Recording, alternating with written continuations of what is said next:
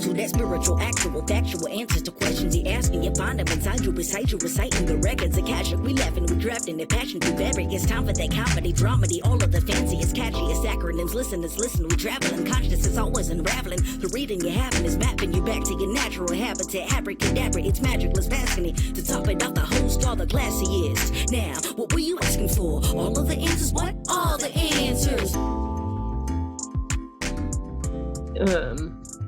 I just found out that, so I was staying at this woman's house. Her name is Katie. She has a second house, a cabin outside of her house. And when I left, I stayed there for 2 nights. When I left her house, I had realized that the 2 days I was there, I was putting garbage in her garbage can. And I realized like in the middle of day 2 that there was no garbage bag in the garbage can. So I texted her and I said, hey, I'm really sorry. I realized I just cleaned up the house. I put everything back where it goes, but I left garbage in the garbage can with no bag. And just, I didn't know where to put it. There wasn't an outdoor garbage can. She was like, no worries. Like, I'll handle it. No big deal.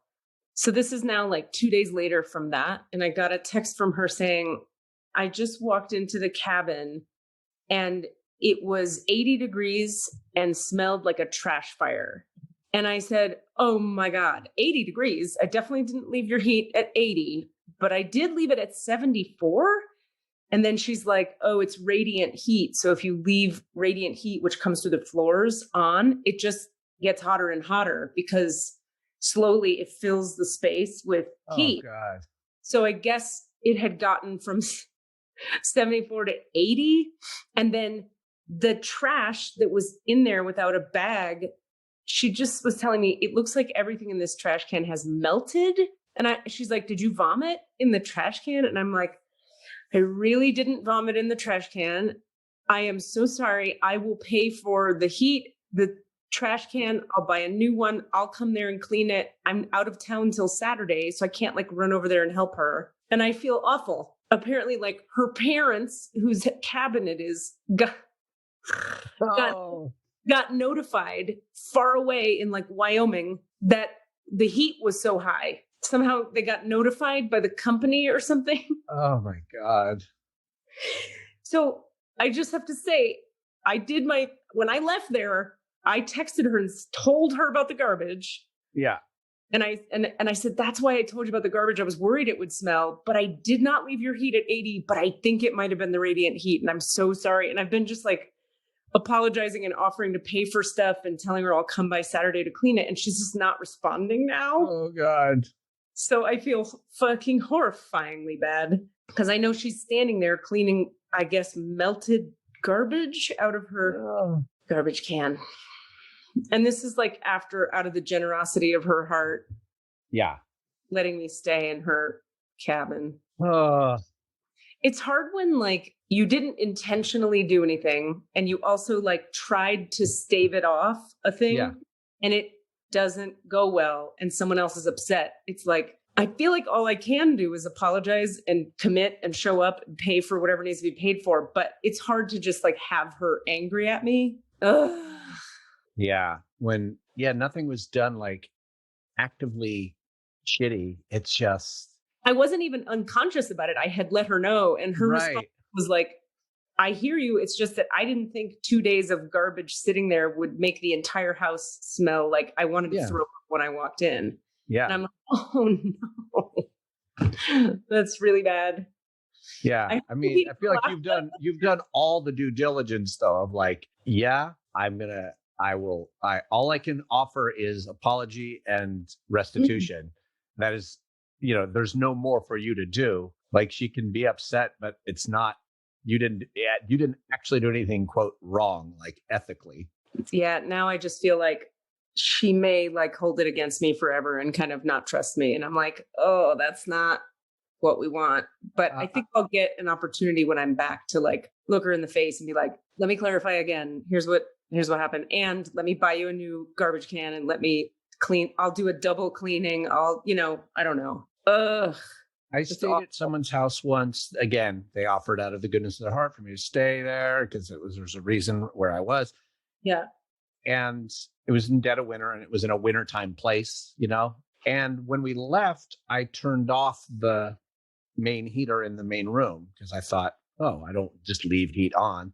Right. And I don't know if it was on when I arrived or not. I just, when we got there, I was like, oh, it's cold. So I'm going to adjust the heat. Maybe it was on low, whatever. When I left, it turned it off.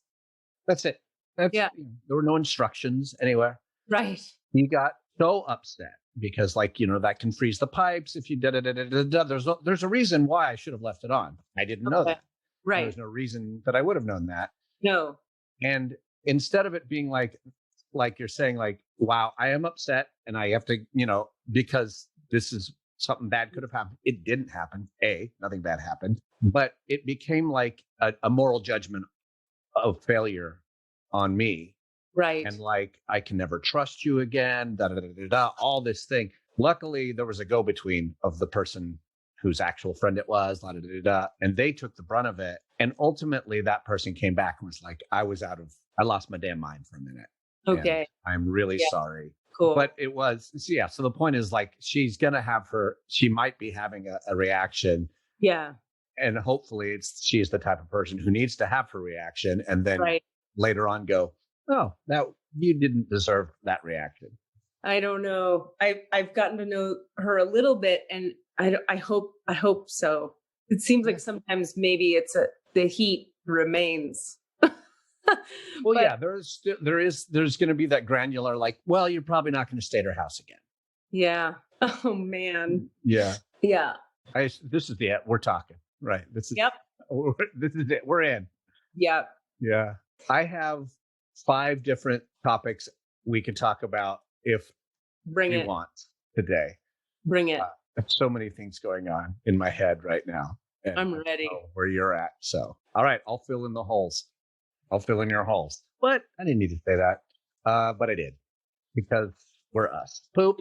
Okay. So one is, for like weeks, I've been wanting to have an episode where we talked about like creative future, like how to engage with our creativity for myself personally, like what does the future look like as a creative, as a career, as a creative? Like, you mean as an actor because of COVID?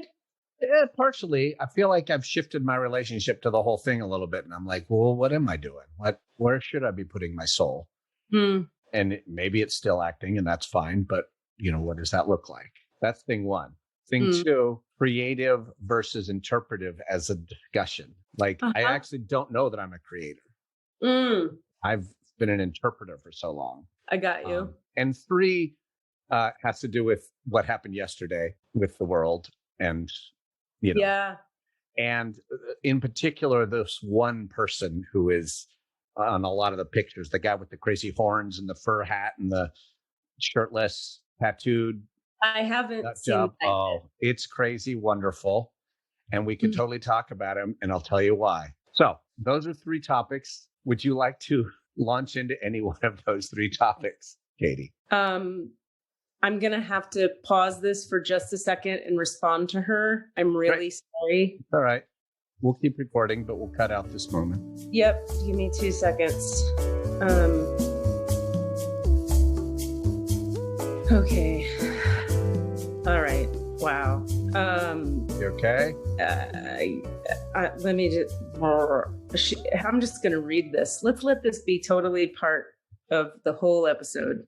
Do we want it to be included? Because this is publishing someone else's reality, and sometimes we regret that choice.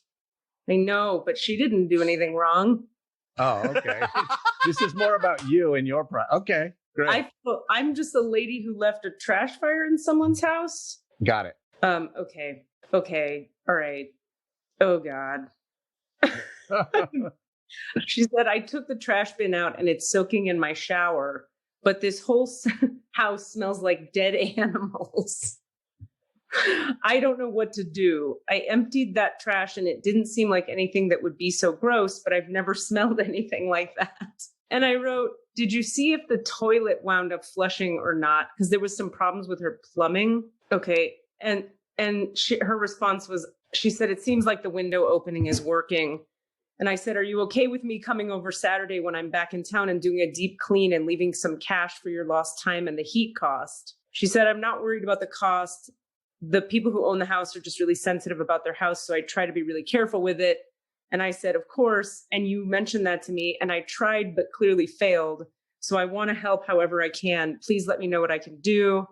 She says, my sister is going to clean it anyway. I'm over being mad about it, but I'm just shocked at how a trash can could get that disgusting. Yeah. And I'm going to write, so am I. I'm racking my brain to figure out what I threw away in there that could have possibly been so terrible. Turned into toxic sludge. Well, good. I mean, it sounds like she's just communicating with you and you're both sort of sharing the shock.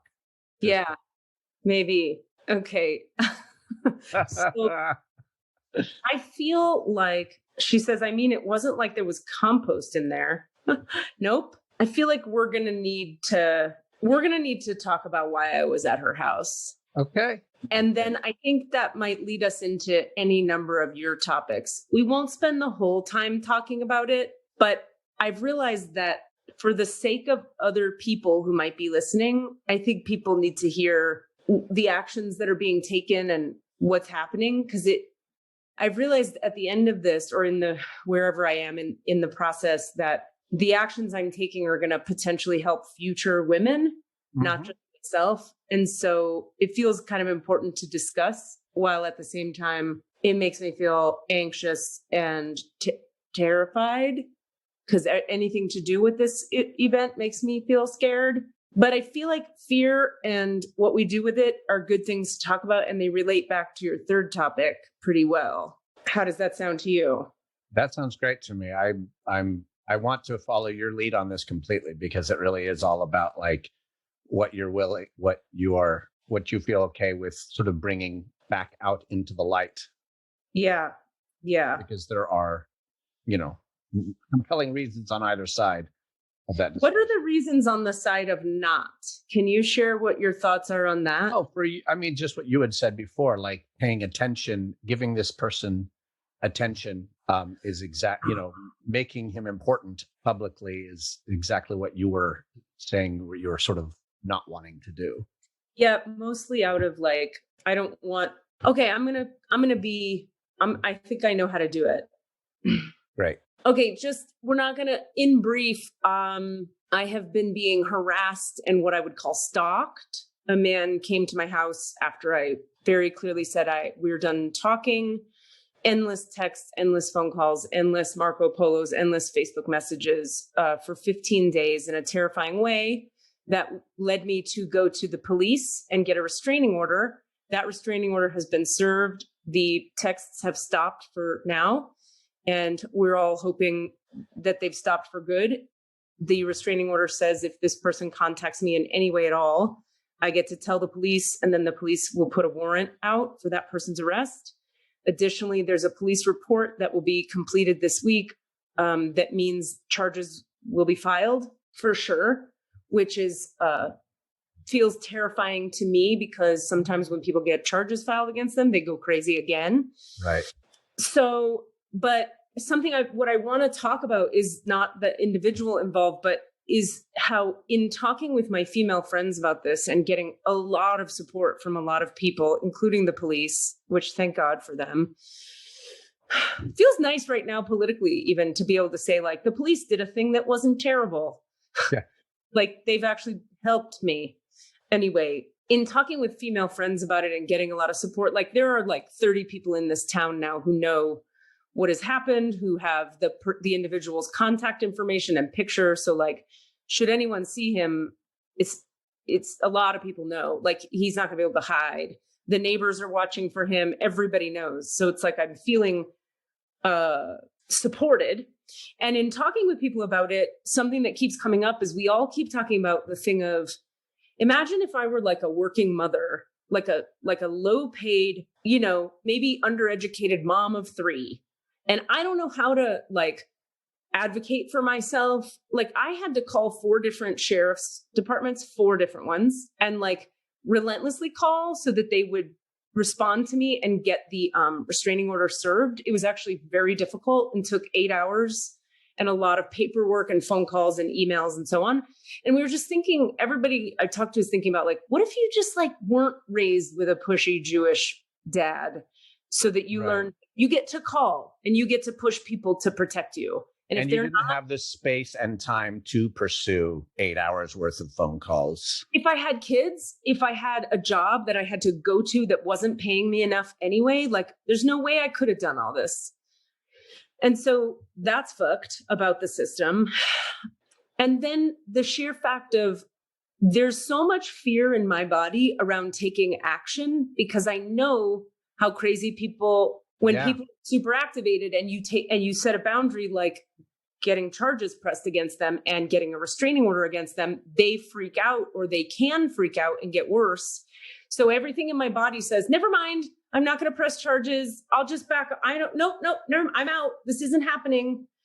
But I know better. And I feel, for the sake of any women in this person's future that would be harassed by the person, I have to press charges. I have to finish the police report so the charges get pressed. And in talking to my therapist and in talking to other women that have been through stuff like this, they're all like, you're doing a service to the community by following through with that. But I can 100% understand now why women, when people do that thing where they're like, why didn't she let someone know? Why didn't she call the police? Sometimes it's because you're afraid for your life, that if you let someone know or call the police, I'm presently afraid for my life. I'm literally in another state hiding because of how afraid I am. And I'm going to do it anyway. And I'm not comfortable about it. I don't feel comfortable on any levels. Yeah, I don't know. Yeah. And it's the catch-22 of like the very thing that like you must do to stop the behavior is the thing that you're afraid will activate the behavior. So you're caught between, and that's what is relied on in anything, even in so many things, in politics, in social situations, in employment. It's like that's what is relied on, is that you're afraid to piss off the person that is abusing you or dominating you or oppressing you. Yeah.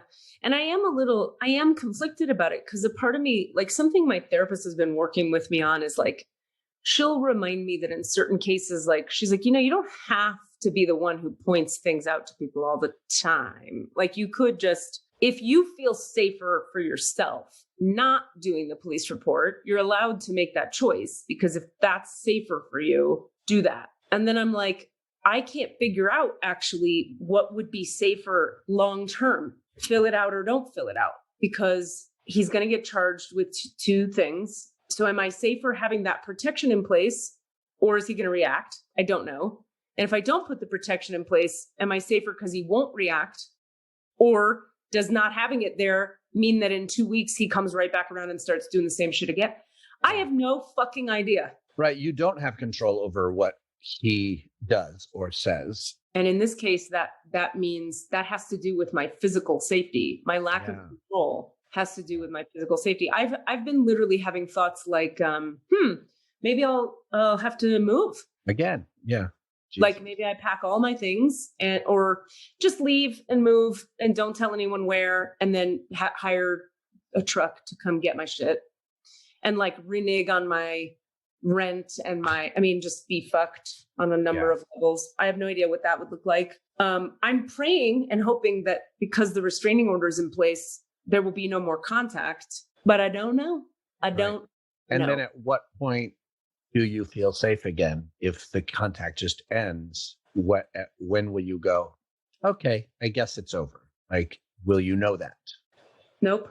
And also like there's a hearing coming up to determine if the short-term restraining order becomes a long-term one. And we both have to be at that hearing. And my therapist said, it is like a travesty that you have to look at his face ever again. Yeah. And I'm like, that's how I feel. I shouldn't have to face this dude and call him out on his stuff to a judge while he's there watching. Anyway, I've had a lot of peace getting out of the state. And I've had a lot of peace since the restraining order is in place and since he stopped contacting me. I think I'm going to go through a lot of anxiety when the hearing happens and when the police report gets filed. And that's all I know. And that anxiety topic, it makes me think of the thing you were talking about. I mean, the Washington situation, which Yeah. Well, the world doesn't know what's going to happen right now. The world is anxious about these events that are violent and invasive, just like this was with me, and terrifying. And are we safe? We don't know. Right. And are we? Yeah. Are we afraid to speak up because we don't want to reactivate the fucking? No, I think I take the lesson of what you're saying. It's like, no, actually, the only choice is to push forward with speaking up.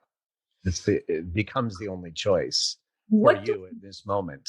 Oh, for me, I think so. What do we know about? What do we know? What do you guys know about what happened in Washington in terms of who masterminded it and like what is being done about it? Do we know anything about what's being done? I mean, what I know knowing is a fungible word, but I'll go with what I seem to be aware of is I don't actually think there was a lot of masterminding going on. I think there was a lot of let's go to the Capitol because this demagogue is yelling chaotic things that don't have a really clear point to them, except, you stole the election. Okay, what do we do with that information?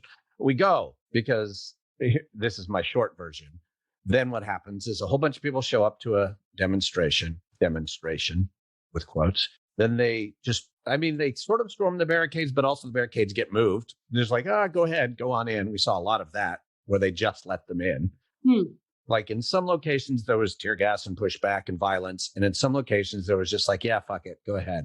And you see cops literally just like chilling, literally leaning against a wall while these guys are going. Wow. Storming there's pictures of that. And then once they get there, though, there's implied violence. There's, I got into Nancy Pelosi's office and took a piece of paper as a fucking, or I broke this nameplate, or I took this flag. But then there's the moment of, okay, we scared everybody and we got in. I guess we'll go now. And then they're let go. They're allowed to walk out without being arrested, which is also insane. I mean, there's a whole other conversation, but nothing actually happens as a result in terms of politically. Is that because the people who are still running the building are Trump people? That's the conversation. The mean joke I saw was y'all asking why they didn't do anything, why the cops were so easy on them, but you don't ask where Miley Cyrus is when Hannah Montana's on stage. You don't ask where Miley Cyrus is when Hannah Montana's on stage because they're the same person. That's the joke. Yeah, that's funny. And so, there's a whole level of that conversation that I don't have enough astuteness to even enter into. There's a conversation about obviously what would have happened had these been any other non-white people or any other, even like people with a different agenda. Yeah. As we saw last, in DC, phalanxes of cops lining, they couldn't even get one step forward because of, at the BLM protest, because cops were ready in full riot gear already. Whereas the setup you saw here was like the guys in their yellow windbreakers. The cops were in their yellow windbreakers to start. There wasn't riot gear out. There was no people. There were no lines of guards. Yeah. So here's an interesting thing. I was talking to a girlfriend of mine today about this, and she was saying she was having a hard time with how people are characterizing the people who stormed the place. She's like, because I know some Trump supporters who are wonderful, loving people, and that their reasons for supporting him are actually things she can get behind. And this is like a person I really like and has a lot of kind of liberal, progressive ideas about life, but also has a lot of like sympathy for that side of things. And it was interesting to me to hear her say it's really, she was like really sad because she said it was painful to hear how people are just talking about the people that stormed the place as if they know why they did it and as if they know blah, blah, blah. And I can actually understand that point of view in terms of we don't actually know what the thinking is of any given individual or group or why or whatever until somebody speaks up for it. But at the same time, to me, that's not the issue. The issue is the behavior, the violence, Exactly. and the invasion, which is the same thing as it would be like if I were to say about this person who's been endlessly calling, texting, and showing up at my house in a scary, scary, mean, ugly way. Well, we don't know where he's coming from or why, so we can't say anything about him. It's like, it's not about where he's coming from. It's what you about fucking did. What he fucking did, which was relentless crossing of boundaries that were clearly set and asked to not be crossed. Exactly.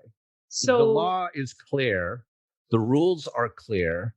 Everything is clear, regardless of if you feel disenfranchised and that I should have sympathy for you in your disenfranchisement. That's fine. But actually, I don't totally agree that you have that, oh, well, then you don't know what's going on for them. I do know that they are supporting a person who, regardless of your reason for supporting him, has clearly identified himself as a racist demagogue, not just racist, a misogynist, racist, violent demagogue. Yeah. Sorry. Yeah. All your reasons are moot. Yeah. Yeah. Yeah. I will address your disenfranchisement because guess what? Me too. Guess what? All of us. But you're wrong for your actions and your motivation is wrong. Like I actually do have a right wrong here. Yeah. Where I'm like, maybe I'm being black-white here, but I do think you're wrong. Like, but I think you're right. But I think that goes to your point though, which is your behavior makes it. Your behavior, your actions declare your position. Yeah.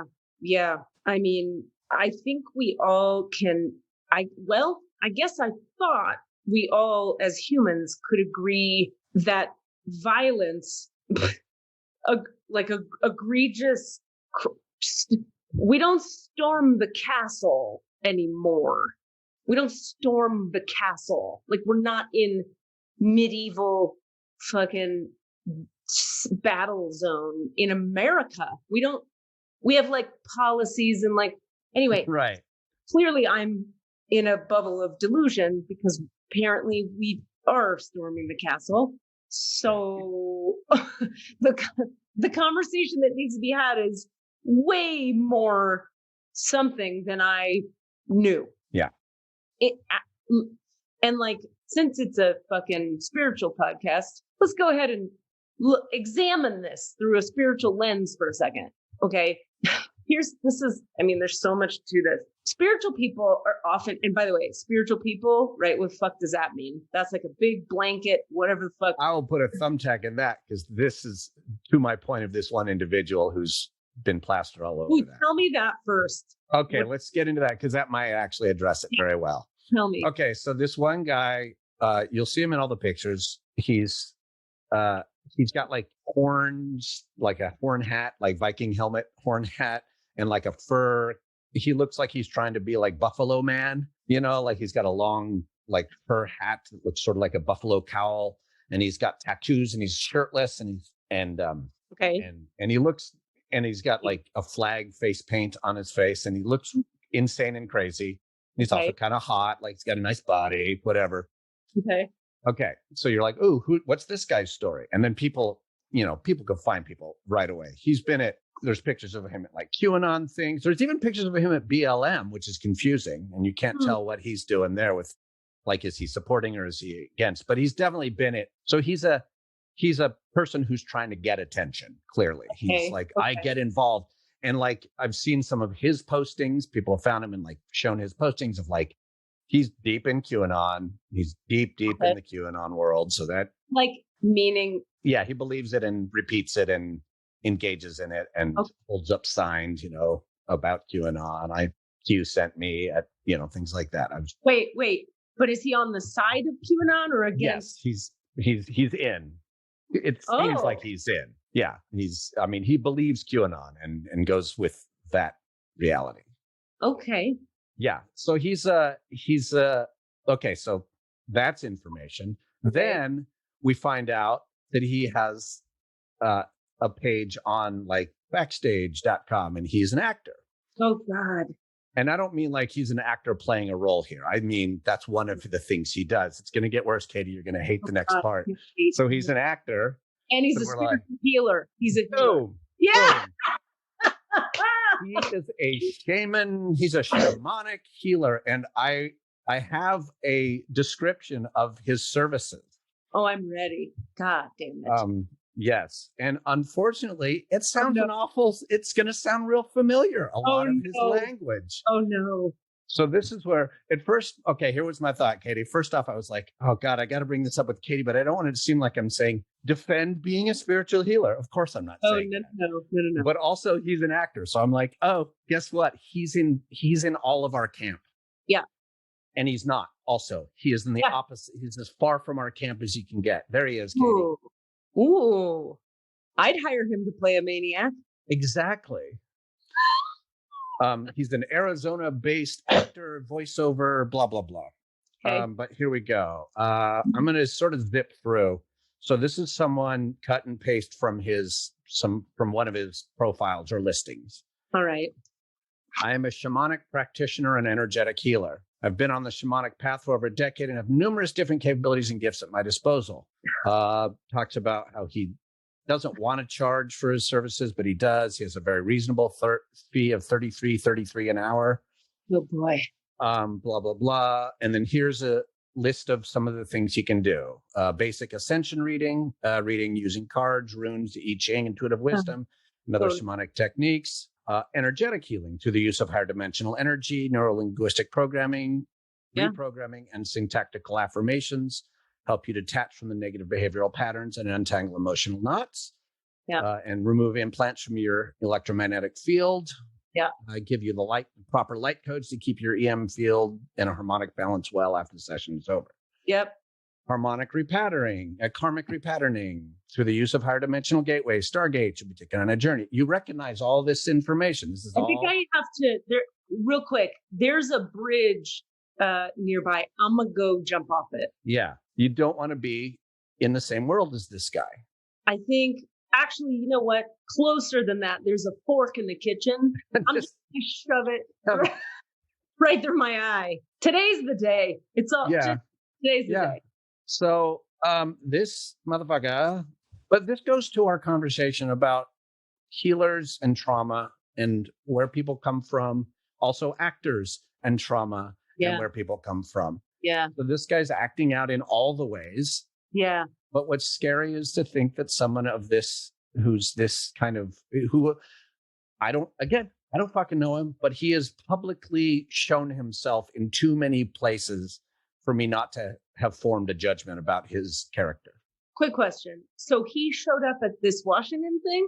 He was in the middle of the motherfucker. He's one of the guys like breaking in and grabbing a flag and running with it. And it sounds like he's a conservative actor, healer, maniac. Those QAnon believer, conservative. Question. Well, conservative is even now at this point a confusing phrase because there's another one of our people that I know follows our work, and I'm having maybe whatever, she can have her own opinion. I recently was like, oh, look, there she is on Facebook, full blown MAGA, QAnon, also all the things, just like this guy, and also what we need is love and light. What we need is love and light. I'm confused. How is love and light MAGA? How is love and light QAnon? So the problem that I think we are running up against is, it paints the brush. Unfortunately, it splashes over onto you as a spiritual healer, as someone who engages in things that people can't really recognize in the rational world necessarily yet, that seem to some people to be outside the rational realm and seem a little crazy. And that, I could see absolutely someone going, I'm grabbing that and I'm grabbing this, they're sucking the blood of children in a pizza parlor, and we need to bring the star beings to stop them. Okay, that's fair. That You makes, know? I hear the reasoning. I'm with you. Yeah. Boy, that's unfortunate, isn't It's it? really a bummer. And so I felt like maybe it's appropriate to bring up. And then Sure. also, this guy's in my world, a world which needs a lot of viewing right now. Like we're doing a lot of like, hey, let's look at how fucked up the acting world is. Well, I mean, fuck yeah. Look, So I don't feel an ounce or a modicum or a cell of defensiveness yeah, I know. because I mean, I know who I am and I know what my intentions are and I'm whatever. But it's like, well, you and I have talked about this forever, right? You and like just in our friendship before the podcast, like we've talked so much about how all the stupid shit about spirituality gives actual spiritual people a bad name. Yeah. And here's another way to, this is an interesting sort of spin-off from that idea, which is to say that I don't know if I even told either of you this. I can't remember who I've told what. It's been such a crazy couple weeks, but I'm like, should I say this out loud? I think so. I decided on a whim to apply to the Harvard Divinity School. And it is that fun? You're laughing. I'm laughing at that because you're like, let me take on another crazy, huge, massive adjustment in life. Yeah, that's funny. Right. Yeah. Well, I don't have a whole lot of hope that I'll get in. I don't know. Everyone who knows me is like, why wouldn't you get in? You're the right person for that. And I'm like, I don't know. Here's why I don't know. Because what I'm coming to them with is like, I've been a working professional mystic and energy healer for 20 years or 50, whatever years it's been. And that's a thing that academics, theologians theorize about being maybe real. But do you think they theorize it in the abstract and in the past? Like they would look at, the Catholic mystic of the 12th century. That's interesting to look at. But I've never heard of any current academician talking about that in the mystics in the present tense. Right. Like Harvard theology department professors, I don't know that they're going to star being circles. So yeah, the point go with basically the Abrahamic religions in their functional form, and that's about it. And I straight up in my application, I have to just say, let's just for a second acknowledge, I'm very proud of myself. It took 3 or 4 weeks of working on the personal statement, the like, why should you pick me statement or whatever that is. In the midst of a stalking trauma. In the midst of a stalking trauma, no joke. A lot of weeks and a lot of hours of framing my personal experience in a way that I hope adds up to, I think I'd be great at this and I hope you consider me. But because what I'd actually like to do with the degree is teach at the secondary college level. I'd like to teach in universities on the topic of mysticism, ontological thinking, and consciousness. And I'd like to teach on those topics from literally the framework of whatever they make me read there. Like, and the cool thing about this program is you get to kind of choose a focus that is of your own choosing within the context of the big broad brush of theology. And theology has to do with religion. And I'm not really that interested in religion. I'm interested in the mystical practices within the religions. So I come right out in the application and say, that's what I'm proposing my focus to be. Here's all my life experience so far, and here's where I'm looking to go next. I really think this is the right program to take me to that next place. So I feel really proud of like having accomplished just filling out the application. Is this like an MDiv program or a PhD program or? So they have an MDiv, Masters of Divinity, but I didn't do that when I applied for the Masters of Theology because it's 2 years and it's mostly for people. The MDiv is if you want to become like in the clergy in some way or a preacher or whatever. And I'm more interested in secondary education, like teaching adults. Here's what Joan of Arc really was doing. And would you have to go to Harvard or is this a distance program? It's online right now because of COVID. Because everything is anyway. So I know, but I actually would prefer to go there. I want to to go to fucking Cambridge? Yeah. Fuck yeah. Harvard? Yeah. Let's go hang out there for 2 years. Sure. I keep trying to visit you where you are, and then you keep leaving. I know, it's terrible. Well, I don't get to go, so it's a moot point. Right. I don't, at least for another year. Right. Yeah. It's on. Anyway, I won't find out until March if I got in. But the reason I brought this up was on the topic of, on one level, I seem like the perfect person for that program. But if you're coming from uber rationalism, as some academics are, I'm like the last person you let in, because I could just be a crazy star-being weirdo, right? Right. Like our friend in the Capitol. Yeah. Like, the and horns. yeah, if it's, unless you've had any direct spiritual or mystical experience yourself, which theoretically anyone in a theology department must have had some, but maybe not. So if you've had any of that, you can believe what I do as a thing. But if you haven't, then it's a lot of people just totally write it off and can't get on board and don't get it and so on and so forth. So we'll see how that plays out. And then there's the issue of like, if I did get in, how do I run my complicated business that I already run? I'm moving my chair because the light is so bad, and like take a 2-year program and read all those books and go to online classes. I don't know. But we'll see if they even give me the option to consider doing so. So did we cover topic 3 to your satisfaction? Is there more? I just wanted to bring it up, and I don't think we have an answer for it. It's more just the idea of like that we are in a world in which we assume a set of, well, I think this is what it is. It's like we might assume a set of information based on something like, oh, you're a spiritual healer, so you have liberal progressive values. Oh, but if you add on top of that a sprinkling of deep paranoia, and then one particular tick that takes you, I don't trust those guys, I trust those guys instead, then suddenly you've gone down this whole other world and you're advocating for the extermination of a particular type of person or something like that.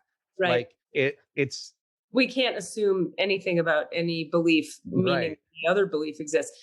100%. That was it on here that was it on here that I was saying a while ago that I for a while I was on Facebook going, wait a minute, like really feeling really confused about, am I listening to a liberal nut job or a conservative nut job? I can't tell anymore. I always think about it as sort of, it comes around the backside and meets, with the sort of, super radical libertarian, black helicopter paranoid. Looks an awful lot like the super left wing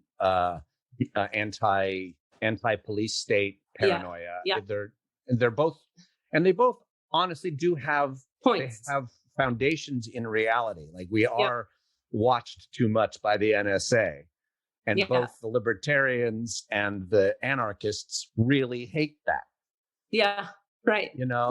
Left and right meet around the backside in a lot of ways, and it's like but then at some point you grab onto a piece of information and just run with it, and I think QAnon is just such a perfect example of that. It's where you put your faith and then you just cling to that. Trump says they stole the election. Okay, what's your proof? Me saying it. Well, now a lot of people are saying it, so now I'm going to point to that as the proof that it's true, because a lot of people are saying it. Right. Can we clarify real quick? When we say, okay, I need a little more information about QAnon, because we're saying the phrase QAnon as if we all know what we mean by that. And here's what I know. Okay. QAnon started, there's actually there's a sort of a humorous online message board thing that people would do for a little while, where they would make up crazy conspiracies and see if they could top each other. And they all had different blank anons. Anon.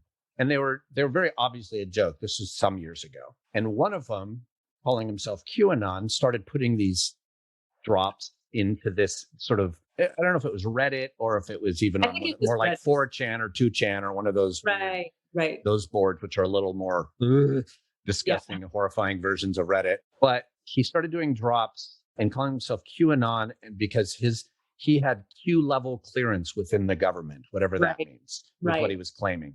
Okay. And they were outlandish. And from what I gather, having listened to some of the like theoretical origins of QAnon, because no one actually still knows who this person is, but they've done some investigation and people are like, ooh, I think it might be this guy, that he's not actually, you know, or at least this is the guy responsible for propagating them. Okay. But it's like, well, let me try this. Let's see if you got, oh shit, people are still listening. Okay. How about if I say this? Okay. And then it at some point gains enough, I don't even want to call it legitimacy, but gains enough momentum that then the movement itself becomes its own subculture. And we know nothing about the person who's actually making what they call the drops, but we know a lot about the people who have gathered around it and like meet and trade information and like they'll take like a piece of it and say, oh, the way he phrased that means he's winking at us saying, you know, if he said, you know, the elephant in the room is, oh, elephant, that means Africa. And he's talking about the Africans or whatever. Like they Can I ask a question? Yeah. Just because I'm getting it now. And the thing with the pizza parlor and the babies, how is that connected to this? So one of the pieces of QAnon is Pizzagate. And it has to do, I mean, the primary sort of thrust of QAnon is that there is a secret cabal of, I don't want to say Democrats, but like of people like the Clintons and Bill Gates and maybe Bill Gates and George Soros and a bunch of other powerful non-right wingers. I don't even want to say Democrats necessarily, that are a cabal that literally kidnap children, extract their essence, suck their blood, eat the children, rape the children. They're adrenochrome. They're adrenochrome, and also they are molesting them. Like they're both molesting them and extracting their adrenochrome. And some of it has to do with the basement of a pizza parlor that happened. I don't quite get this one, except that I also know that pizza parlor doesn't actually have a basement. So that is hilarious in and of itself.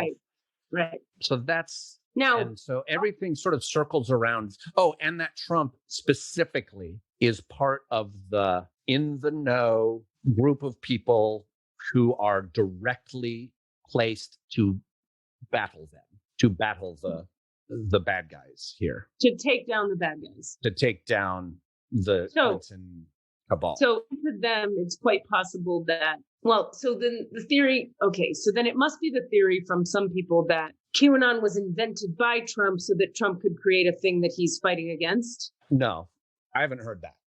I don't think he's that.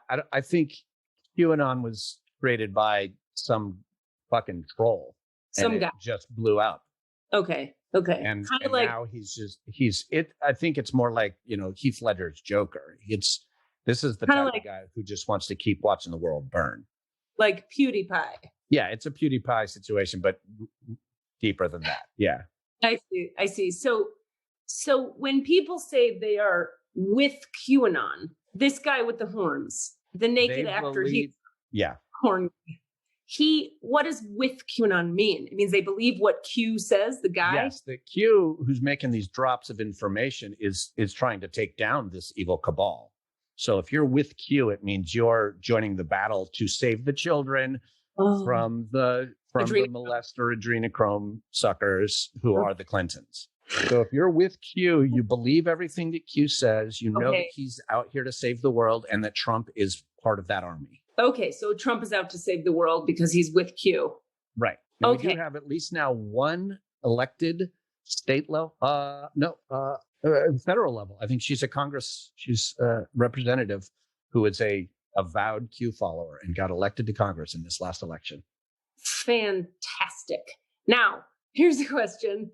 So damn it, I lost my train of thought. Wait, Trump, Q, QAnon, people. You know how Armchair Expert has Armchaired and Dangerous, right? And we've been talking about it, right, Des? Yeah. You haven't listened to it yet, Cass, but it's this. Do you remember the guy's name, Des? The guy, the Kiwi guy? No. Okay.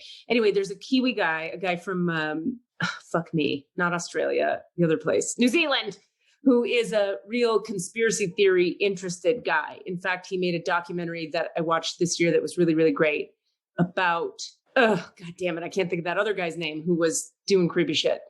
I think Des is pulling the name up right now. But anyway, this guy paired up with Dax Shepard and Monica Padman to make a spinoff of Armchair Expert called Armchaired and Dangerous, where the three of them talk about conspiracy theories and break down exactly why and how their logic fails. Right. David Farrier. Yeah, David Farrier. And Des, do you have the name of the documentary that was on Netflix that he made? I don't. I'll look that up too. Okay, because I'd love to mention it right now. It's a great documentary. It should be easy to find. Anyway, so David Farrier, Dax Shepard, and Monica Padman do like every fifth episode or something of Armchair Expert is an Armchaired and Dangerous. And one of the things they were talking about in one of the ones I listened to was and Bill Gates, I'm pretty sure, is considered to be part of the elites who are sucking the adrenochrome of children and raping them. Why, if you're Bill Gates, and let's say adrenochrome is a real thing, and adrenochrome can help your body in some way, Bill Gates has all of the dollar bills. Why wouldn't Bill Gates just buy a child and suck their adrenaline? Why wouldn't he? There's a million ways for the richest man in the world to like get baby blood without having to rape and murder babies. He could just pay people for it. Be part of a cabal that's going to get in a pizza parlor. And the level of his rationality, when you listen to Bill Gates talk, he's a fucking very rational gentleman. It's so crazy. And I've heard Bill Gates interviewed on his podcast with Rashida Jones responding to these questions. And he's just like, oh, right. They're saying that, huh? I don't know it's so crazy. I don't know what to say. Like anyway. Right. But do you see the logic of like, if you have that money and that power, you don't need to be in a cabal of murdering. No. What is the logic that would even support that idea? Everybody wants to be on a team. Even Bill. I don't suppose we found the name of that documentary. I'm not sure which one it is. Tickled? Yes. Oh my God. I've been wanting to see Tickled. You got to see it. Because I've just heard crazy things about it. Oh, you got to see it. You got to see it. You saw it? I saw it. I'll give you the gist without ruining anything. David Farrier stumbles upon this subculture on the internet of male tickle parties where dudes are tickling each other. Like but they're not gay. They're not gay. We're not gay. Not gay. Holding each other down and in a not gay way, nakedly tickling each other. And then he follows the rabbit hole down of like, who's actually making these videos? And it turns into a crazy manhunt. And that's all I'll say. But it is, and I give David Farrier so much credit. He just pursues this shit to the end of the earth. And it's, I don't know, I'm just enjoying those guys talking about the craziness of certain conspiracy theories that when you look at, if you just tease it apart a tiny bit, if you use the tiniest bit of logic to tease apart what the fabric of what holds together the theories, they fall apart immediately. Right. Yeah. Well, and you know what helps me? Sorry to jump back in, but I watch all the conspiracy shit. And when you watch it all falls apart.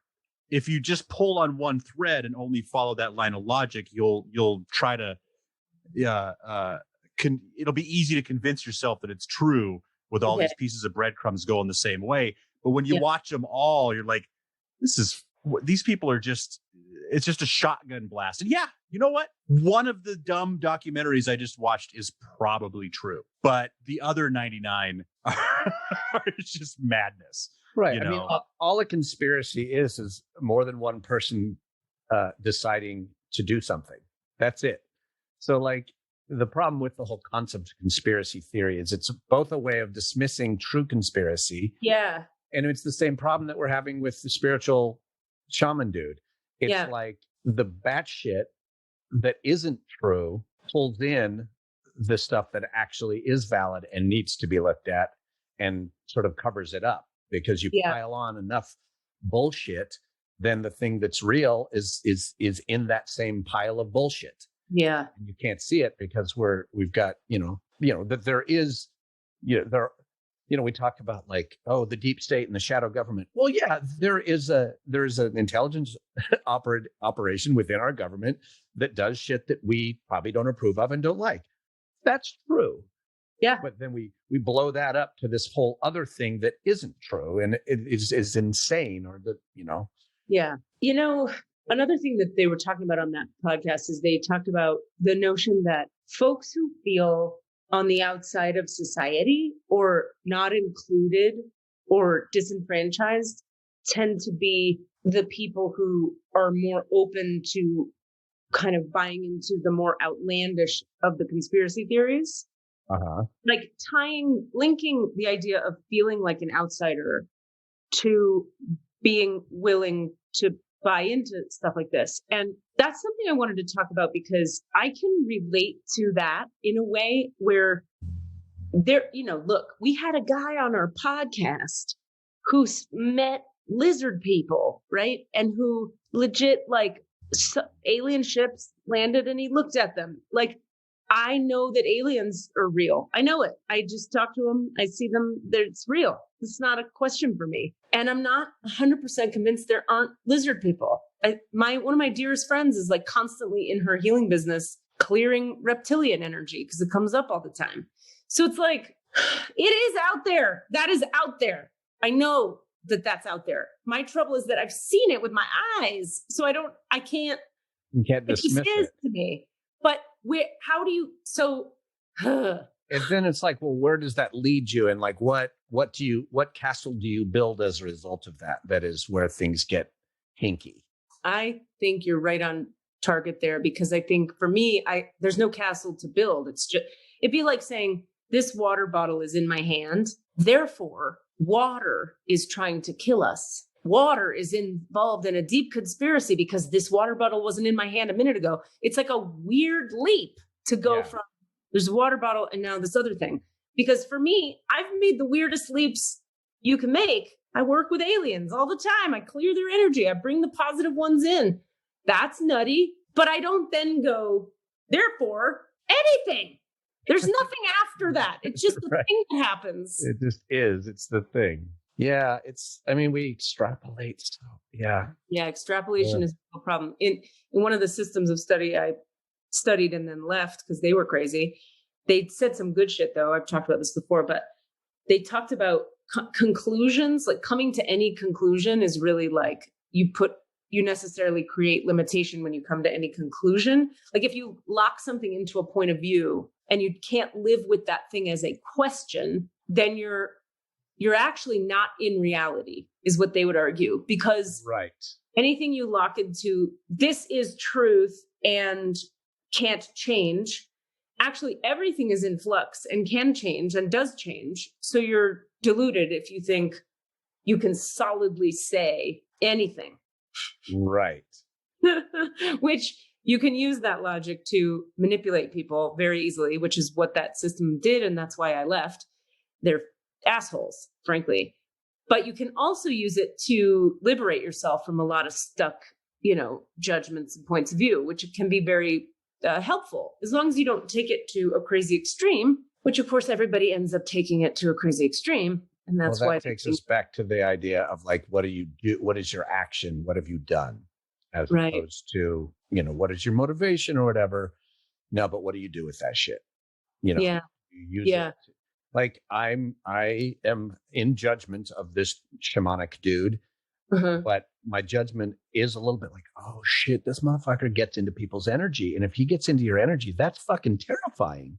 Yeah. I don't know if he's or is he using it to seduce women into compromising situations? Or, I'm making a lot of leaps here, but I'm like looking at him and going like, oh yeah, he's doing shit. Like with that, he's using if he has quote hours, he's not using them for good.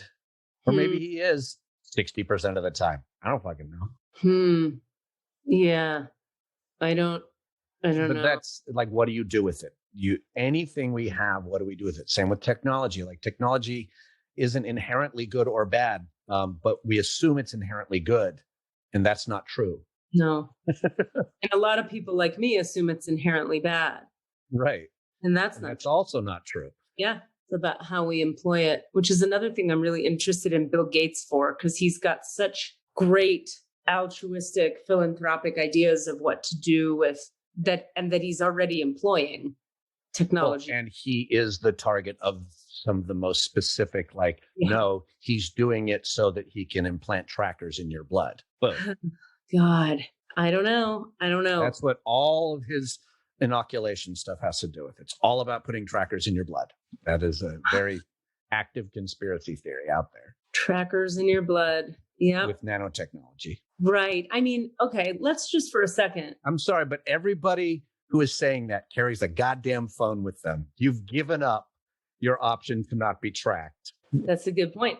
Yep. We're all being tracked anyway. Yeah, get over that, or throw away your phone before you start saying, I won't take that inoculation because I don't want Bill Gates to track me. That's what he's tracking. Bill Gates. How did poor Bill Gates? He's so not the guy. Like, if that's happening, I promise it's not Bill Gates. Like, listen to any single interview with him, and 5 minutes in, if you have half a brain, you can clearly tell Bill Gates is not that guy. He's just not that guy. There might be, I'm even willing to say there might be a guy. It's not that guy. But it's not that guy. All right. It can't be. I have to interrupt because we have to decide what we want to do if we want to go into the records today, and I have to pee really badly. Okay, good. I just was pulling the prayer up because I think we are going to go in the records all of a sudden now. Okay. And then, so why don't you pee? Yeah. Well, we'll miss you. Don't go. Okay. All right. You know what we could do is we could bring a healing through for everybody. Sure. Yeah, we could see just like we can ask an open-ended question of like, hey, what does the world need right now? And see what we can do to contribute to, like, my aim would be something like to contribute to the lessening of the polarization, like another one of those. We kind of had that a few weeks ago, and we can do another version of that. Well, that was about clearing the pain in the collective, or you're right. Clearing all separation in the collective. Fuck. That was hardcore. That was intense. I don't know if I could do that again right now. No, I don't think you need it. Maybe, but we could bring something light through, something light and healing. But do you have questions? Well, my question, which we never really got into that conversation, so it's a little off topic, and maybe it's a future one, but it did have to do with what? Just like what is next as I want to say, like, how do I engage with my creative professional self going forward? Like, what does that look like? Or haven't you been interested in writing lately? Yeah, there's been a little bit of this and a little bit of that. And so, I mean, it's more just like out of straight up curiosity, trying to use the tools. Like, I could get some advice from the record keepers. That's it. But it's pretty lightweight. What about framing it like, here's something that I know for myself, and something I teach in my little world that I teach in, is that there is what you would like to do, and then there is your soul's work. Right. There's like what you're actually doing, whether you're, and so we can get on board with that, or we can be like, I'm just going to spend my life trying to figure out what I want to do. Right. Which, even making a distinction between it kind of feels like I'm splitting the self from the divine, and we're trying to merge the self and the divine. But I do tend to have the experience and the awareness that the soul is up to something, and each individual soul is up to something specific. And it can be as simple as like, I came back this time to know myself, to experience love, to serve the community. And it's usually some kind of like broader, more principled idea like that. It's not usually like, you're going to be an actor who also serves wine at restaurants. Right. Yeah. I think what you just brought up is, I think, an amazing and awesome whole topic for an episode that I think we should absolutely engage with. But I feel like it about just like, talking about one's soul's purpose versus what one wants to do. I think that is a fantastic episode that we should actually table. So, and then like use that framing. I do feel like, just out of just as a person who makes a podcast, that we should figure out a way to enter into it in some way that's relevant to what we've been discussing today. Like let the records talk about some aspect of the sort of theme of today's episode. And I have a feeling that it might be an energy that wants to be contributed. Yeah. So we'll see. All right. So maybe we just let the record keepers tell us what we need to hear today. Yeah, I think that's it's a broader question. I'm just sitting with whose records we're opening. So the collective, no. Cassidy, me, Desmond, that reads. America, no. Well, let's start with us and we'll see what happens. Okay, so we'll take a couple breaths. We'll close the eyes and we'll just drop into our low bellies and get present to this moment. Let's feel the bottoms of our feet flat on the ground, relaxing the full weight of the body into the chair, allowing the chair to hold you up, giving up the need to control too much of your body and your reality, and just really relaxing and releasing into this chair and this moment and this breath. We're going to visualize at the bottom of each of our feet a little foot chakra, opening and spinning, opening and spinning, opening and spinning, until the entire surface area of the bottom of each foot is an open field of energy, or like an open window, allowing the electromagnetic field of our bodies to connect with the electromagnetic field of the earth. We're going to visualize 500 energetic roots or extensions of our individual essences extending from each foot hundreds of miles into the planet now.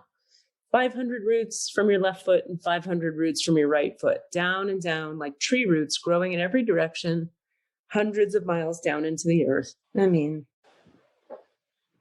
we're going to ask or intend that those roots extend down to the portion of the earth that each of our individual souls connects with most deeply. Yes, good. We're going to see now as that process continues a grounding cord extending from the root chakra to the center of the earth. We're going to say that it's about 1.5 feet wide open, big, wide open root or tunnel or tube. Just visualize it. Shooting to the center of the earth. And the moment it hits the center of the earth, which it does so instantaneously, it begins to receive from the earth itself. We're going to align with the idea that the earth has a soul, Sophia Gaia, and she contributes healing energy up right now through our grounding cord, into our root, forward, flowing into each hip, down through the quads and the hamstrings, the knees and the calves, the shins and the ankles, and into those roots that we just extended down into the ground moments ago. Allowing your low belly to be open and the genital area where your genitals meet the chair that you're sitting in, allowing that area to be open energetically so it can receive. This is the first and the second chakras. Very important to be open there so the earth can support us in our survival and our creativity. Okay. And I'm just sitting with, is it in this group's highest good for us to pull the balloons? No, we're going to go right to the prayer from here. And so keeping your awareness on the heart chakra, feeling into the center of your heart, and keeping a simultaneous awareness of those roots we just created, we do acknowledge from here the forces of light, asking for guidance, direction, and courage to know the truth as it is revealed for our highest good and the highest good of everyone connected to us. Holy Spirit of the divine, of God, please protect me from all forms of self-centeredness and direct my attention to the work at hand. Help me to know Cassidy Brown, Desmond McNeese, and myself in the light of the Akashic records. To see Cassidy Brown, Desmond McNeese, and myself through the eyes of the Lords of the Records, and enable me to share the wisdom and compassion that the masters, teachers, and loved ones of all three of us have for all three of us. Okay. So we're just asking the Lords, masters, and teachers of the Akashic records of all three of us today, a group of us, this little mini collective here. I ask that you deepen each of us individually into our own records and into the group collective records of the three of us.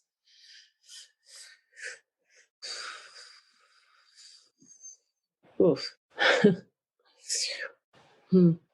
And so we're just looking today, I'm going to speak to the Lords, Masters, and Teachers of the Akashic records of the three of us here. of this collective for any wisdom, teachings, healings, or information you might have for us about anything we've been discussing today, what's happening in the world, fear, when do you speak up, when are you quiet, conspiracy theories, or anything else. And so feeling each of us now, feeling into the back of your neck and the brain stem where the brain connects to the spinal column through the neck.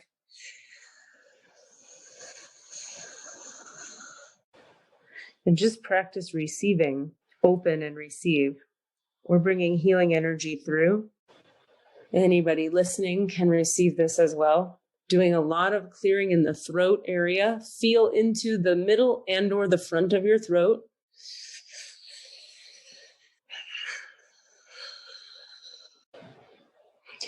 And as you continue to feel into your throat, get present as well, if you can, to the back of your heart, the center of the chest, but all the way toward the back, toward the spine. Just feeling into that area. We're going to bring some light there too.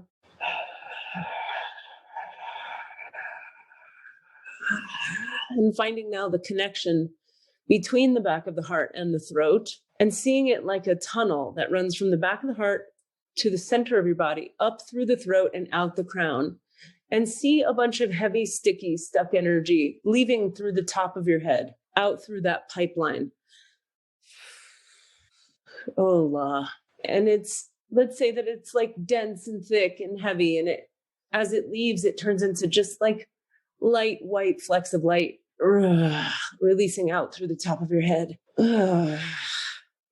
What have you been unwilling to say that needs to be said? What have you been unwilling to feel that needs to be felt?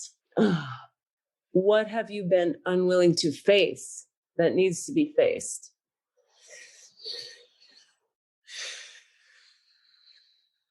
The truth will out. It always will. Honesty is the best policy. Integrity ultimately is necessary. You can't get around it. People pleasing leaves you out of the equation.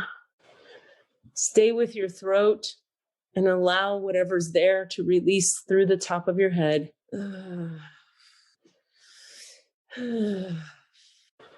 You can't get what you need until you ask for what you need of the people who have it. Feel into your throat.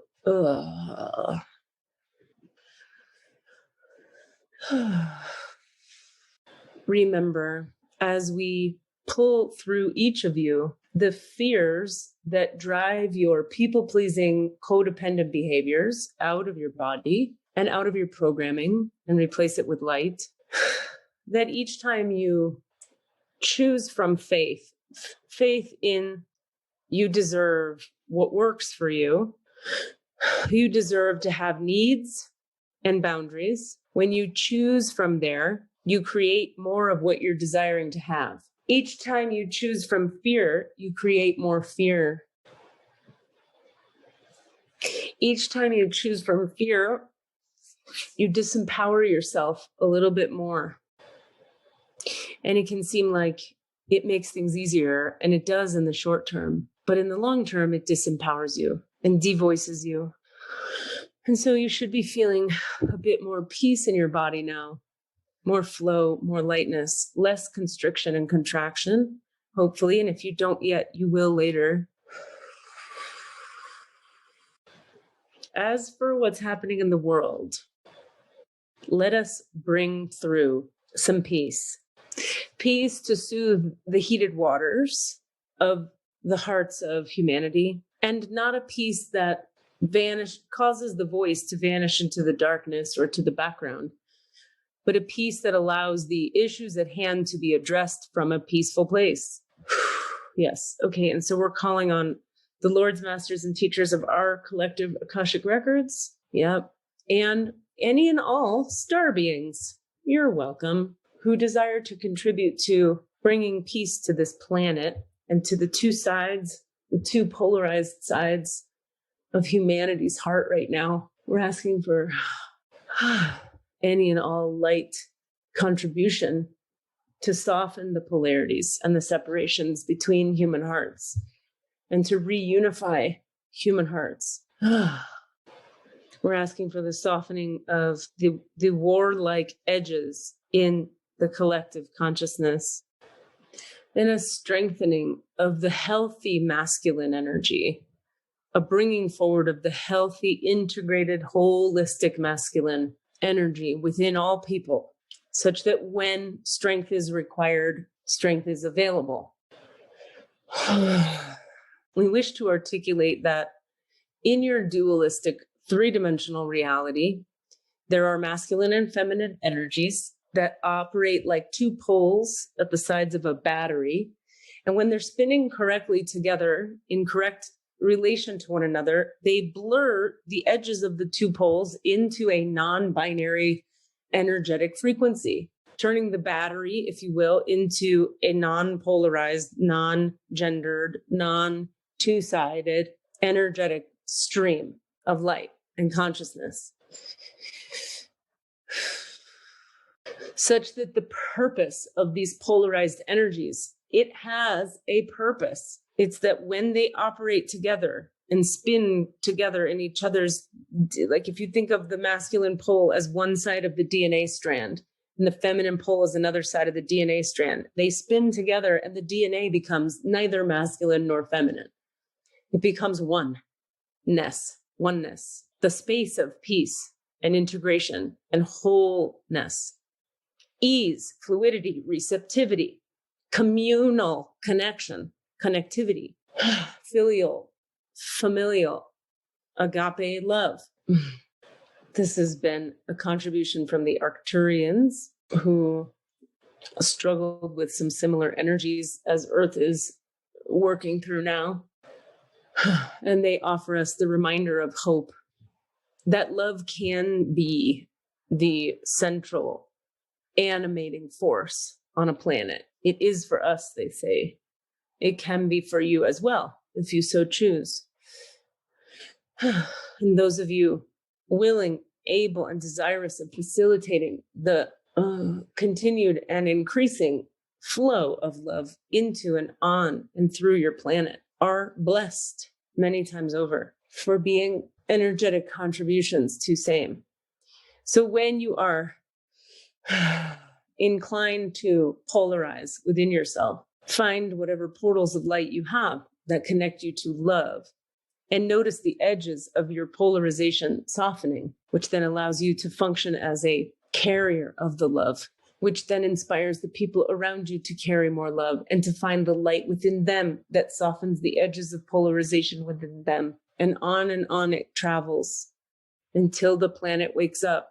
Yes, it is an extreme and an idyllic vision, but your population's survival and thrival depends on you believing in this idyllic vision. You've grown so cynical, so many of you, and understandably so. You've been trying to survive in a world that moves way too quickly for its own good, and so you've hardened your hearts.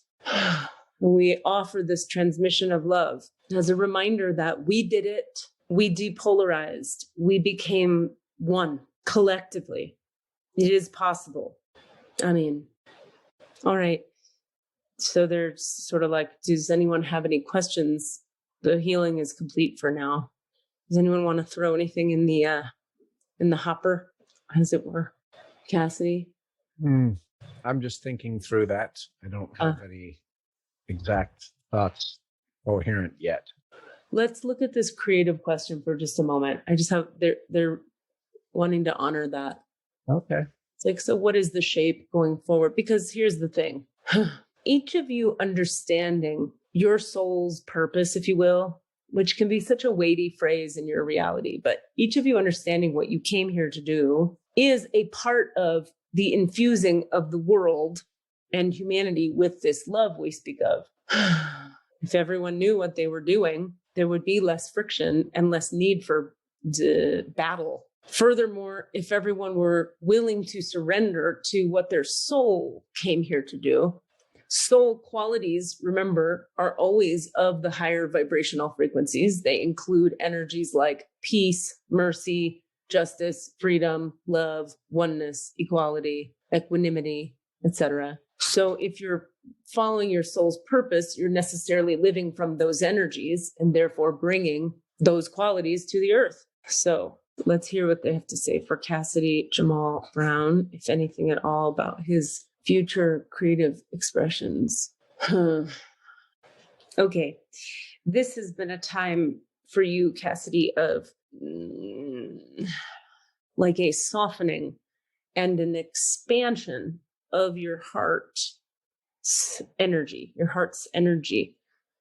which necessarily, as it's been softening your heart, these changes, this slowing down, this staying home, it allows for the softening of the heart. As the heart has softened, it has opened you to new understandings of different avenues of possibility for fulfillment, which is to say, it's forced you to explore other stuff and try other things and see what else might be satisfying, not permanently or only, but in addition, which is to say, our desire for you as your team of soul guiding angels and record keepers has been for the contracted aspects of your personality and ego to become the opposite of contracted, expanded, released, and receptive, such that in the future, because we wish to encourage you and support you in trusting, there will be your favorite forms of expression will be available again. Okay. And the dream would be that as you're living into those energies and pursuing those pursuits, because you will again, that you be more open in the future to other forms of fulfillment, surprising you and arising from left field, as it were. You might love crocheting. We offer as a silly example, but an example no less. You might love it. It might fill your heart between acting jobs. You might love, what's that called? Cross-country skiing. And it might fill your heart between acting jobs. You might go cross-country skiing and meet someone who offers you an acting job. So this is about the images, like they show me like the tight fabric of your heart being pulled apart into a loose fabric that is more open and receptive to possibility, options, fun, fulfillment in other ways, without giving up that which you enjoy so much. And lastly, remember that as you give up the desperate clinging to the outcomes you desire, as you give up the have to have the job energy, that doesn't mean you don't get the job. It means you're liberated from the have to have. You're open still, but you're not suffering as you pursue your desires. Does this make sense? Yeah, that's definitely in line with the shifting I have felt within myself away from the have to have. Yeah. And really being grateful for that. But then finding the next piece of that, which is where does the drive or passion come from? If not from fear, if not from panic, if not from clinging. Mm. And I know that obviously there are better forms of striving than passion, than clinging and fear and panic. Well, so that's the next step. Is what they're saying. Yeah, is desire, and desire is innately and necessarily connected with authenticity. And this has been a piece for you that is detangling in this time. You're finding a more authentic connection to self, which allows authentic desire to arise. The trick will be not to judge the new forms as being lesser or not cool or not good enough. Desire and authenticity are best friends. You can't have one without the other. That was good for me to hear. Okay, so just a quick question, and much more. Is some sort of camera or media work asked for, like film, television, whether it's creating my own or finding projects to be involved in? That's what's in my head a lot lately, and I think. Well, the question is, do you desire to pursue that? Yeah, Okay, so desire and authenticity. If you authentically desire it, pursue it. Do you understand? Yeah, because it's the thing I've talked myself out of the most. Yep. And what have been your reasons for talking yourself out of it? I'm in the wrong place. I'm too old to start. They don't need another white guy. I'm not interesting enough to start now. I don't have anything to say. That's talking myself out of the creation part. Yeah. And how many dads and lawyers and surfers and 50-year-old tech software sales characters are there constantly in that field? Yeah. And do I want those is the other question. Yeah. Like, well, yes, you do. You desire it. I do. You're right. You're right. Yeah. That just sounds fun. That just sounds fun, frankly. That's a big part of it. That's desire. That shit sounds fun to me. Desire. What sounds fun is what you desire. Yeah. Hallelujah. So when you go into that theoretical place in your mind, remember that's your mind. Oh, do I really want that? Is that beneath me? That's judgment. Yeah. Which blocks you from being connected to your authentic desire. Authentic desire for you comes in the body, the heart and the belly and the low pelvis, not the mind. Follow what you find fun and satisfying, always. Desire, too, will give you the engine to follow through with the steps that are necessary to take. If there's no desire, you'll lose motivation. But you can easily talk yourself out of your desire. That'll kill motivation, too. That one you have control over. Don't do that. Okay, we're going to close the records now. Okay. I want to thank the masters, teachers, and loved ones for their love and compassion, the lords of the records for their point of view, and the Holy Spirit of light for all knowledge and healing. I ask that you return Cassidy Jamal Brown and Desmond McNeese and myself to our complete human wholenesses. Return each of our energies back to ourselves now, please. I ask that you return Cassidy's energy to himself and Desmond's energy to himself and my energy to myself. The divine portal and the Akashic records for Cassidy Jamal Brown, Desmond McNeese, and myself are now closed. Amen. The divine portal and the Akashic records for the three of us here today are now closed. Amen. Divine portal and the Akashic records for the three of us gathered today on the podcast, Desmond, Cassidy, and myself, are now closed. Amen. Amen. Amen. Oof, I am still spacey. Okay. Ooh, thank you guys. I hope that was as lightening and levity bringing for you as it was for me. Good. I was just reflecting on what a sort of calico patchwork grab bag today's episode is, which is no judgment on that. Just I was very aware of like this topic, this thing, this other thing, this topic, this idea, and I actually had trouble in the first part of once they were open, when they were transmitting information and wisdom, I had trouble staying listening. I would start to take something in and it would take my brain away and I would go walk away on a path. And then I'd be like, oh, wait, they're still talking, or, and I'd have to return and I'd have lost the thread. And that kept happening until you started talking about the masculine, feminine spinning weave idea. And that kept me, I was all the way in for the rest of, from then on, I was paying attention.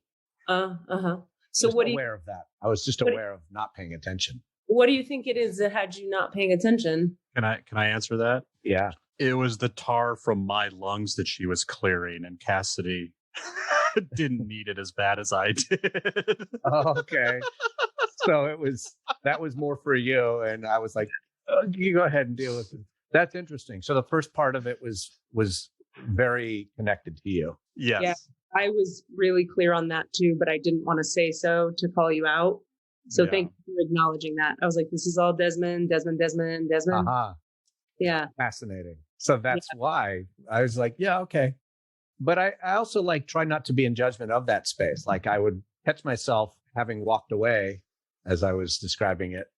And then I was like, well, A, I'm still hearing it on another level. So I didn't need to do it in the conscious mind. And B, that was the result of what came to me. So, I don't have to be like, oh, you're bad. You didn't pay attention. And my mind wandered during the masculine femininity thing. I would find myself like at one point, like I was literally like in a lake or a pond or something, like on a boat. Huh. And then Katie took a really long pause and I was just there. And then she came back and talking. I was like, whoop, out of the lake. And I also had one of the things I really, really noticed, and somewhere in the transition of topics, I got hit with this ball of energy on the back right of my head, like my brain almost. Like it was like getting hit with a water balloon of energy. And I just felt it spread like, and it didn't go all the way around my head, but it just really concentrated and spread about a third of the way around my brain and then just slowly dissipated. And it was really electric.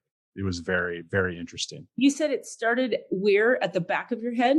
The back right of my head. And that started when during the process? Like I would say somewhere during the transition where you cleared my lungs and Cassidy was getting involved in the masculine feminine portion of the because I don't want to say I don't need that, but it wasn't it's not your thing. It wasn't what was up for you. Right. Yeah. And this whole experience for me was like I've had a, you know, for lack of a better term, I've had a shitty 24 hours. Nothing traumatic, but just and I had a great therapy session at 11 today, and that brought me down to earth.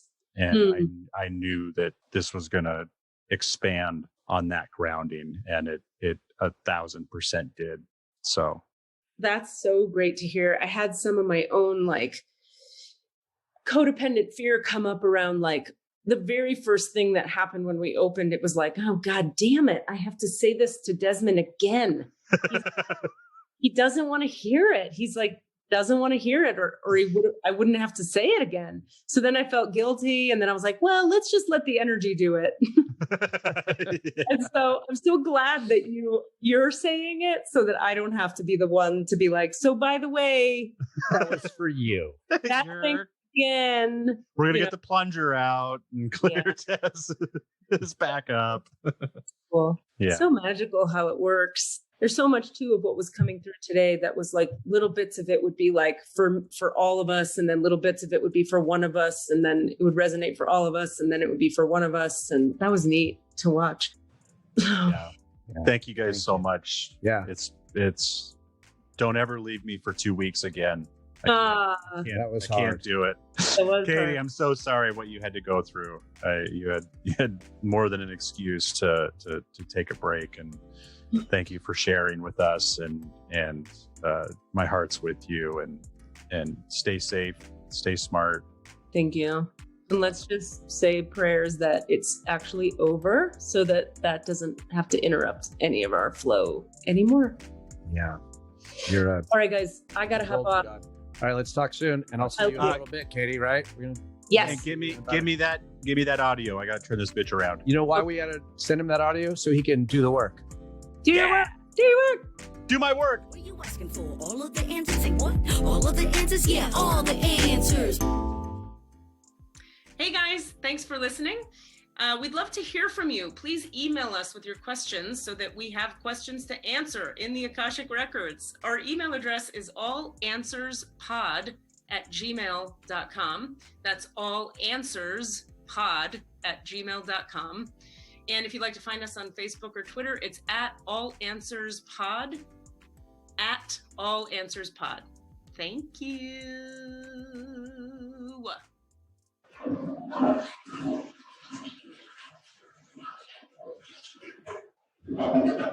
That was a Sounds Awesome